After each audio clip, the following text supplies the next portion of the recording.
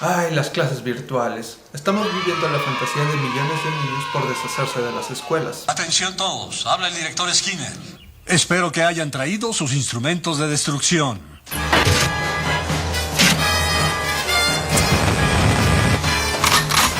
La pandemia nos hizo reformular varios aspectos de nuestra vida, entre ellas la educación.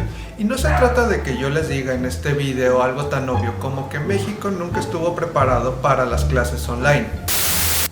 Pero es que de verdad nunca lo estuvo. Profesores y padres de familia tuvieron que cambiar su dinámica de trabajo para continuar con la educación de sus hijos, mientras que el gobierno de México tuvo que acelerar un proceso de digitalización que iba a tardar años en tan solo unos meses. Pero vale, como buen estudiante mexicano repartes la tarea entre todos y lo juntas al final.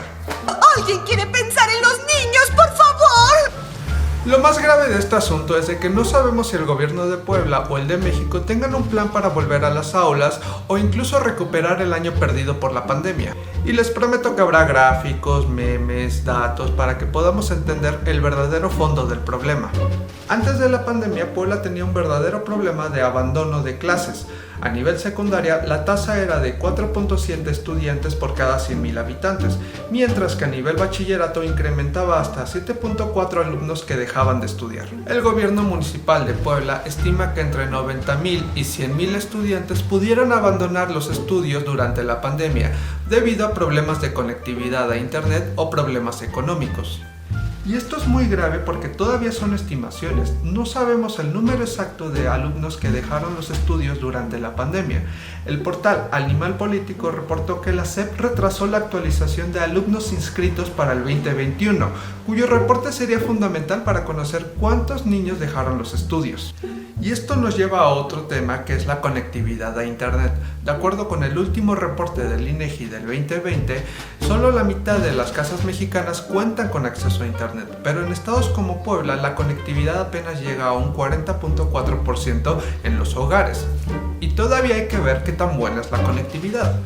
Y todavía hay que sumarle el problema del acceso a una computadora o una tablet, donde en Puebla apenas el 29% de los hogares cuenta con acceso a un equipo tecnológico.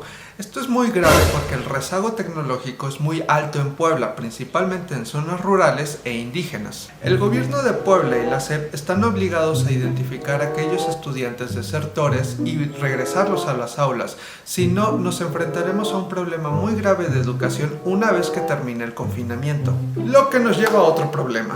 Con la vacunación pensaríamos que estamos más cerca del sueño anhelado de todo padre de familia, que es la apertura de las escuelas. Pero puede que esto no sea una realidad, incluso si Puebla alcanza el semáforo verde. La OMS publicó un protocolo para el regreso seguro a las clases, en el que se debe priorizar la higiene en los salones y el distanciamiento social. Pero incluso antes de la pandemia, Puebla enfrentaba un verdadero problema de infraestructura educativa. Desde el sismo del 2017, varias escuelas quedaron destruidas o afectadas, y la comisión encargada para la reconstrucción estimó que sería hasta el 2021 cuando terminen las reparaciones.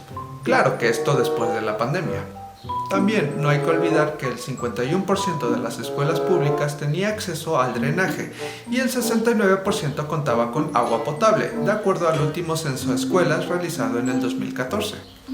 Puede que los niños sean los menos afectados por la pandemia del coronavirus. Abrir las escuelas podría traer un proceso de reactivación económica, ya que varias industrias dependen de ello. Pero esto se debe de hacer con un plan y una infraestructura si es que no queremos evitar una tercera ola de contagios. Pues, ¿qué opinas de este tema? ¿Crees que Puebla está preparada para continuar con las clases online o abrir las escuelas? Queremos saber tu opinión.